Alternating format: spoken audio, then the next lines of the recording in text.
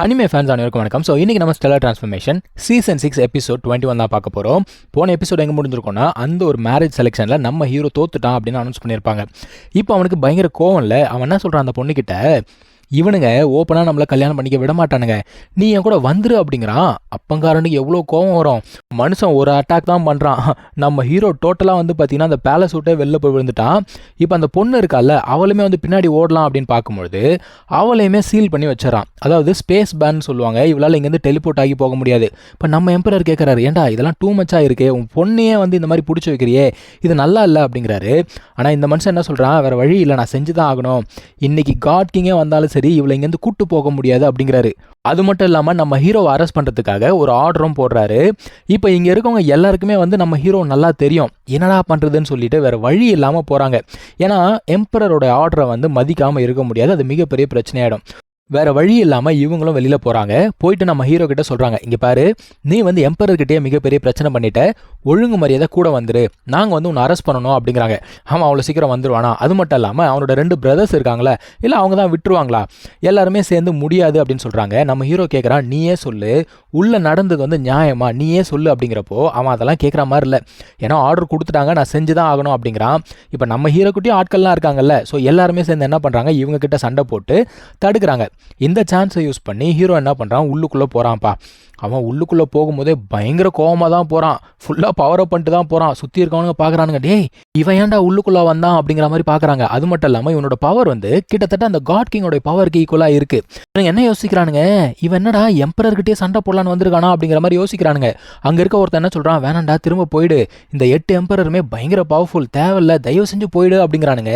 இவன் அதெல்லாம் கேட்குற மாதிரி இல்லைங்க, ஸ்ட்ரெயிட்டாக உள்ளுக்குள்ளே போகிறான். அந்த எம்பரர் பார்க்குறான், ஓ உனக்கு எவ்வளோ தைரியம் இருந்தால் திரும்ப வந்துருப்பனி, உன்னை விட மாட்டேன் அப்படிங்கிறான். அதான் நம்ம ஹீரோ சொல்கிறான், ஏயா உனக்கு கொஞ்சம் கூட வெக்கமா இல்லை, உன் பொண்ணோடைய ஆசையை மீறி உன்னோட சுயநலத்துக்காக இந்த மாதிரி பண்ணிட்டு இருக்கியே அப்படின்ற மாதிரி அவன் கேட்குறான். இந்த எம்பரர் என்ன வேலை பண்ணுறான் பாருங்க. உடனே வந்து ஜோஷனுக்கு கண்ணு காட்டி விட்ட உடனே அவன் எகிரிட்டு வரான், உனக்கு எவ்வளோ தைரியம் இருந்தால் என் ஒய்ஃபையே தூக்கிட்டு போக பார்ப்பேன் அப்படிங்கிறான். இவன் பார்க்குறான், இது ஒய்ஃபா, யாரா இவன் காமெடி பீஸாக இருக்கான்னு சொல்லிட்டு இப்போ இவனுங்க 2 பேரும் சண்டை போட ஆரம்பிக்கிறாங்க.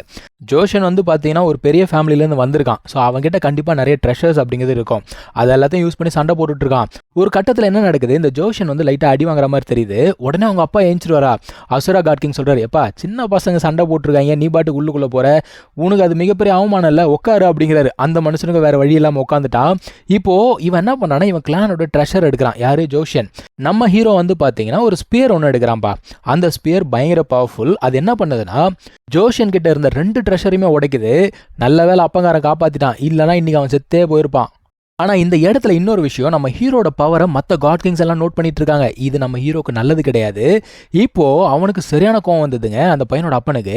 அவன் என்ன பண்ணுறான், நம்ம ஹீரோவை அட்டாக் பண்ண ஆரம்பிக்கிறான். உனக்கு எவ்வளோ தைரியம் இருந்தால் தண்டர் சிட்டியை எதிர்த்து நிற்ப, நீ என் பையனையே ஹர்ட் பண்ணியிருக்க, நீ இன்னைக்கு நீ சாக போறடா அப்படிங்கிறான். ஆனால் நம்ம ஹீரோ என்ன தெரியுமா பண்ணுறான், அவன்கிட்ட ஒரு க்ளோன் இருக்குது. இது வரைக்கும் அந்த க்ளோன் அவன் வெளியில் எடுத்ததே கிடையாது. அந்த க்ளோனை வெளியில் கொண்டு வரான். அது வந்து இவனோட அட்டாக்கை தடுக்குதுங்க. சுற்றி இருக்கவங்களாம் பார்க்குறான், டேய் இந்த பையன் எவ்வளோ ட்ரிக்கு தானே வச்சிருக்கான், என்னென்னமோ பண்ணுறானுங்கிற மாதிரி பார்த்துக்கிட்டு இருக்காங்க. பட் எல்லாருமே என்ன யோசிக்கிறாங்க, இந்த ஒரு க்ளோன் வந்து செத்து போயிடும் அப்படின்னு யோசிக்கிறாங்க. ஆனால் அந்த க்ளோன் சாகலாம் இல்லை, அது பக்காவாக அட்டாக்கை பிளாக் பண்ணுது. இன்னொரு பக்கத்துலேருந்து இவன் அட்டாக் பண்ணலான்னு சொல்லிட்டு பார்க்குறான். இருந்தாலும் அந்த எம்பரர் என்ன பண்ணுறான்னா 2 பேருமே ஃப்ரீஸ் பண்ணுற மாதிரி பிடிச்சி வச்சுக்கிட்டு இந்த ஸ்பேஸ் கிராக் மாதிரி ஓப்பன் பண்ணுவாங்க இல்லையா, அந்த மாதிரி ஓப்பன் பண்ணி 2 பேரையும் உள்ளுக்குள்ளே தள்ளலாம் அப்படின்னு சொல்லிட்டு பார்க்குறான். அந்த டைமில் நல்ல வேலை அங்கிள் லான் உள்ளுக்குள்ளே வந்து காப்பாற்றிடுறாரு. ஸோ அங்கிள் லான் வந்து தடுத்ததுனால அவன் என்ன கேட்குறான்னா, தண்டர் சிட்டி கூட நீங்கள் வந்து எதிரியாக இருக்கணும்னு நினைக்கிறீங்களா அப்படிங்கிற மாதிரி கேட்குறான். இப்போ இவர் தடுக்கிறாரு, அங்கிள் லானுடைய பிரதர் வந்து தடுக்கிறாரு. அவர் என்ன சொல்கிறாரு, நீ ஏன் இந்த மாதிரி பண்ணுற, அவன் ஒரு மார்ட்டல் சரியா, ஒரு மனுஷன் கீழேருந்து மேலே ஏறி வந்திருக்கான், போய் நீ அவனை சப்போர்ட் பண்ணுறியே, நானே அவனை கொன்னுறேன் அப்படின்னு சொல்லிட்டு இந்த மனுஷனை கொலை பண்ண ட்ரை பண்ணுறாப்புல. மறுபடியும் அங்கிள் லான் தடுக்கிறாரு. அதான் அங்கிள் லான் கேட்குறாரு, எதுக்குடா இந்த அளவுக்கு என்ன புஷ் பண்ணிக்கிட்டே இருக்க, வேணாம் அப்படிங்கிறாரு. அதான் இருந்தாலும் என்ன கேட்குறான், ஏண்டா நம்ம 2 பேர் பிரதர்ஸ் சரியா, நமக்கு ரத்த சம்பந்தம் அப்படிங்கிறது இருக்கு, இந்த டிவைன் ரெல்ம் அப்படிங்கிறது ஆரம்பித்த காலத்துலேருந்து நம்ம ஒன்றா இருக்கோம், எவனோ ஒருத்தனுக்காக நீ என்னையே எதிர்த்து நிற்கிறியா அப்படிங்கிற மாதிரி இவர் கேட்குறாரு. அங்கிள் என்ன சொல்கிறாருன்னா, இப்படியெல்லாம் பாசாங்க காட்டி தாண்டா இதுக்கு முன்னாடி ஒருத்தைய கொன்னீங்க, அதே மாதிரி ஒரு விஷயத்தை நான் மறுபடியும் நடக்க விட மாட்டேன் அப்படிங்கிறாரு. ஆனாலும் அந்த எம்பரர் என்ன சொல்கிறாருன்னா, இங்கே பாரு, அந்த 8 ஃபேமிலியில் நீயும் ஒருத்தன் சரியா, ரத்த சம்பந்தம் அப்படிங்கிறது இருக்குது, நீ ஃபேமிலியை எதிர்ப்பியா அப்படிங்கிற மாதிரி பேசிக்கிட்டு இருக்காரு. அந்த கேப்பில் அந்த தண்டர் சிட்டியை சேர்ந்தவன் என்ன பண்ணுறான் தெரியுமா, அவனோட கிளான் ட்ரெஷர் அப்படிங்கிறத எடுத்து நம்ம ஹீரோவை அட்டாக் பண்ணிடுறான்பா. ஹீரோ சரியான அடி வாங்கி கீழே விழுந்துடுறான். விழுந்தவன் மறுபடியும் எந்திரிச்சு நிற்கிறான். இவனுங்க பார்க்குறானுங்க, டேய் கிளான் ட்ரெஷரில் அடி வாங்கியுமே இவன் எந்திரிச்சு நிற்கிறான் அப்படின்னா இவனை விடக்கூடாது. இப்போ மற்ற காட் கிங் ஒரு 2 பேர் பார்க்குறாங்க, ஆஹா இவனை விட்டால் ஃப்யூச்சரில் நமக்கு மிகப்பெரிய பிரச்சனை ஆகிடும், இன்றைக்கி முடிச்சு விட்ற வேண்டியதான்னு சொல்லிட்டு இப்போ ஒரு 3 காட் கிங் ஒன்று சேர்ந்து என்ன பண்ணுறாங்க, அவங்களுடைய பவரை ஒன்று சேர்க்குறாங்க. இது ஒரு பவர்ஃபுல்லான ஒரு அட்டாகாம்பா. இதில் இருந்து அவ்வளோ சீக்கிரம் வெளியில் உயிரோடு வர முடியாது அப்படிங்கிறத அவனுங்களே வேற சொல்கிறானுங்க. ஒரே ஒரு கல்யாணம் பண்ணுறதுக்கு என்ன பாடுபட வேண்டியது இருக்குது. அவன் 4-5 கல்யாணம் பண்ணி ஜாலியாக சுற்றிக்கிட்டு இருக்கான். ஸோ இவன் வந்து இவனால் முடிஞ்ச வரைக்கும் அந்த ஒரு அட்டாக்கை தடுத்துக்கிட்டு இருக்கான். இப்போ வெளியில் எல்லாரும் சண்டை போட்டுருக்காங்க இல்லையா, அவங்கள தாண்டி ஒரு பேம்பு லீஃப் மட்டும் அப்படியே சர்ன்னு பறந்து வந்துக்கிட்டே இருக்குது. யாருது அப்படிங்கிறது உங்களுக்கே நல்லா தெரியும், அந்த ஒரு காட் கிங்கோடைய தான். உள்ளுக்குள்ளே அங்கிள் லானோ வந்து அப்படியே பார்த்துட்டு இருக்காரு, என்ன பண்ணுறதுன்னு அவருக்கு தெரியல. ஏன்னா குடும்பமா இல்லை இவனா அப்படிங்கிற மாதிரி நின்றுட்டு இருக்காரு. இப்போ அந்த பேம்பு லீஃப் வந்தது இல்லையா, கரெக்டாக நம்ம ஹீரோ கிட்ட வந்து அந்த ஸ்க்ரால் ஒன்று ஓப்பன் ஆகுது. இது வந்து அந்த காட் கிங் இருக்கார்ல ஈஃபங், அவருடைய ஸ்பிரிட் ட்ரெஷர். ஸோ இது வந்து இவனுக்கு சப்போர்ட் பண்ணுது. அதே சமயத்தில் அந்த மனுஷன் நம்ம அங்கிள் கிட்ட பேசுகிறாரு, நீ இன்னும் முழிச்சிக்கலையா அப்படின்னு கேட்குறாரு. அதாவது இதுக்கு முன்னாடி நடந்ததை மறந்துட்டியா, சீக்கிரம் முழிச்சிக்கோ, ஏதாவது ஒரு முடிவெடு அப்படின்னு சொல்கிறாரு. அங்கிள் அண்ணன் பார்க்குறாரு, ரைட்டு நான் வந்து முடிவு பண்ணிட்டேன், என்ன பாதையை சூஸ் பண்ணோம் அப்படிங்கிறத நான் முடிவு பண்ணிட்டேன், நான் வந்து சின்னியுக்கு ஹெல்ப் பண்ண போகிறேன்னு சொல்லிட்டு இவருமே என்ன பண்ணுறாரு, அந்த ஒரு ஃபார்மேஷனை அட்டாக் பண்ணுறாரு. அந்த சமயத்தில் அந்த ஃபார்மேஷனில் ஒரு ஓட்டை விழுது. இதை யூஸ் பண்ணி நம்ம ஹீரோ என்ன பண்ணுறான், வெளியில் தப்பிச்சு வந்துடுறான். சரியான அடி வாங்கிட்டான் போல தெரியுதுங்க. வந்தவன் அந்த பொண்ணுக்கிட்ட போய் விழுந்துறான். விழுந்துட்டு என்ன சொல்கிறான், அப்போ கூட நம்ம 2 பேர் இனிமேல் வந்து பிரியவே மாட்டோம், கவலைப்படாதுன்னு சொல்லிட்டு அவளையும் கூப்பிட்டு அங்கேருந்து மறைஞ்சு போயிட்டான். இவனுக்கு ஒன்றும் புரியல. அவங்க அம்மாக்காரி ஐயோ பொண்ணை காணோம்னு சொல்லிட்டு கத்துறா. எப்பறம் அவன் டெலிபோர்ட் ஆனா அப்படின்னு சொல்லிட்டு அதிர்ந்து போய் பார்க்குறாங்க எல்லாருமே.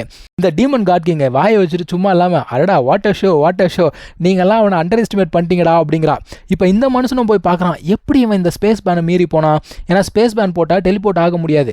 இவருமா ஃபுல்லாக டிவைன் ரன் ஃபுல்லாக தேடி பார்க்குறாரு, அவன் எங்கே இருக்கான் அப்படிங்கிறதே இவரால் கண்டுபிடிக்க முடியல. மனுஷன் அங்கிள் லான் கிட்ட கேட்குறாப்புல, அவன் எங்கே போயிருக்கான் ஒழுங்கா சொல்லு அப்படிங்கிறாரு. அங்கிள் லான் பார்க்குறாரு, நீ இப்படியே தேடிட்டே நான் கிளம்புறேன்னு சொல்லிட்டு அவர் கிளம்பி போயிட்டாரு. அதாவது இவ்வளோ அடி வாங்கின நம்ம ஹீரோ அந்த பொண்ணை கூட்டிங்கேருந்து போயிட்டான். இந்த ஜோஷன் இருக்கான் பாருங்க, இன்னமும் குடிகார மாதிரி ஆடிக்கிட்டு இருக்கான். அவங்க அப்பா வர பிடிச்சிட்டு, உனக்கு எதாவது பிரச்சனையாடா என்னடா ஆச்சுங்கிற மாதிரி கேட்டுட்டு இருக்கான். அவனோட அந்த ட்ரெஷரே உடஞ்சிடுச்சிங்க நம்ம ஹீரோ அட்டாக் பண்ணதில். அதை வேறு எடுத்து அவன் காட்டுறான் மற்ற காட்கிங் கிட்ட. என்ன சொல்கிறான்னா, இங்கே பாருங்க, இது வந்து செலஸ்டியல் கொடுத்த ஒரு ட்ரெஷர் சரிங்களா, எங்கள் அப்பா அவர் கையால் செஞ்சது. இதை வந்து நார்மல் காட்கிங்காலலாம் உடைக்க முடியாது. அது மட்டும் இல்லாமல் கிளான் ட்ரெஷர் அப்படிங்கிறத யூஸ் பண்ணி அட்டாக் பண்ணால் கூட இதால் வந்து தாங்க முடியும். இப்படி இருக்க ஒரு ட்ரெஷரை அவன் வந்து ரொம்ப சுலபமாக உடச்சிருக்கான் அப்படின்னா அவனை விடக்கூடாது அப்படின்ற மாதிரி சொல்கிறாங்க. அதாவது தன்னை விட ஸ்ட்ராங்காக இருந்துடக்கூடாது யாரும், அதை தான் இவங்க சொல்ல வராங்க. அந்த சமயத்தில் இன்னொருத்தர் என்ன சொல்கிறாருன்னா, எனக்கு தெரிஞ்சு வேற ஒரு காட் கிங் இவங்களுக்கு வந்து சப்போர்ட் பண்ணணும்னு நினைக்கிறேன், அவர் தான் வந்து இவங்க 2 பேரையும் கூட்டு போயிருப்பார் போல அப்படிங்கிற மாதிரி அவர் சொல்கிறாரு. அந்த எம்பரர் என்ன சொல்கிறான், எதுவாக இருந்தாலும் சரிப்பா, மொத்தத்தில் அவன் என்ன பண்ணிட்டான்னா இந்த மேரேஜ் ரூல்ஸ் அப்படிங்கிறத மீறிட்டான். இதெல்லாம் பத்தாததுக்கு எம்பரரோட அத்தாரிட்டி அவன் சேலஞ்ச் பண்ணிட்டான். ஸோ அவனை சும்மா விடக்கூடாது அப்படிங்கிறாரு. இந்த மனுஷன் வேறு சும்மா இல்லாமல், ஆமாம் அவன் என் பையனை வேறு ஹர்ட் பண்ணிட்டான், என்னுடைய மருமகளை வேறு கொண்டு போயிட்டாங்கிற மாதிரி இந்த ஆள் அவனை எப்படியாவது ஹண்ட் பண்ணணும் அப்படின்னு சொல்கிறாங்க. அந்த டைம் அசுரா காட் கிங் என்ன சொல்றாருன்னா, என்னால் முடியாது அப்படிங்கிறாரு. ஏன்னா இவருமே நம்ம ஹீரோ மாதிரி கீழ் உலகத்துலேருந்து மேலே வந்தவர், அசண்டர் அப்படின்னு சொல்லுவாங்க. என்னால் முடியாது சொல்லிட்டு அவர் கிளம்பி போயிட்டாரு. இவர் சொன்ன மாதிரியே இன்னொரு 2 காட் கிங் என்ன சொல்றாங்கன்னா, என்னாலையும் முடியாதுன்னு சொல்லிட்டு அவங்களும் கிளம்பி போயிட்டாங்க. நம்ம எம்பரர் என்ன சொல்றாரு, இல்லை நானும் வந்து இதில் பார்ட்டிசிபேட் பண்ண மாட்டேன் அப்படிங்கிறாரு. இதை மாதிரி எல்லாரும் சொல்றாங்க. அப்போ இவங்க என்ன சொல்றாங்கன்னா, எப்பா நீங்கள் வந்து பார்ட்டிசிபேட் பண்ண வேண்டிய அவசியம் கிடையாது, ஆனால் அட்லீஸ்ட் வெளி உலகத்துக்கு 8 ஃபேமிலி ஒன்றா இருக்க மாதிரியாவது காட்டிப்போம் அப்படிங்கிற மாதிரி இந்த ஆள் சொல்லிக்கிட்டு இருக்கான். அதே மாதிரி எம்பரர் என்ன சொல்றாரு, நீங்கள் வந்து எங்களுக்கு ஹெல்ப் பண்ண வேண்டிய அவசியம் கிடையாது, அதே சமயத்தில் அவனுக்கும் நீங்கள் ஹெல்ப் பண்ணாதீங்க அப்படிங்கிற மாதிரி சொல்கிறாங்க. ஓகேன்னு சொல்லிட்டு கிளம்பி போயிட்டாங்கப்பா. இப்போ மீதி இருக்க காட் கிங்ஸ் எல்லாரும் ஒன்று சேர்ந்து என்ன பண்ணுறாங்க, ஒரு ஆர்டர் ஒன்று போடுறாங்க. அதாவது நம்ம ஹீரோ இருக்கக்கூடிய இடத்த காட்டினா அவங்களுக்கு ரிவார்ட் கொடுக்கப்படும் அப்படிங்கிற மாதிரி சொல்கிறாங்க. இந்த இன்ஃபர்மேஷன் வந்து பார்த்தீங்கன்னா டிவைன் ரன் ஃபுல்லாக பரவுது. ஆனால் அவன் தான் டிவைன் ரன்லேயே இல்லையே. நம்ம ஹீரோ சேஃபாக அவனோட யூனிவர்ஸில் போய் லேண்ட் ஆகிட்டாங்க. இருந்தாலும் பயங்கரமாக அடிபட்டிருக்கு. அவனுக்குள்ளே இருக்கக்கூடிய அந்த ஒரு டியர் ட்ராப் இருக்கு இல்லையா, அது வந்து இவனை ஹீல் பண்ண ஹெல்ப் பண்ணுது. ஒரு வழியாக ஹீல் ஆகிட்டான். ஹீல் பண்ணி முடிச்ச உடனே அவன் சொல்கிற முதல் வார்த்தையே நம்ம 2 பேர் கல்யாணம் பண்ணிக்கலாம் அப்படிங்கிறது தான். ஸோ இங்கே தான் இந்த ஒரு எபிசோட் முடியுதுங்க. நம்ம அடுத்த எபிசோடில் கண்டினியூ பண்ணலாம். தேங்க்யூ ஸோ மச் ஃபார் வாட்சிங். Take care. பை.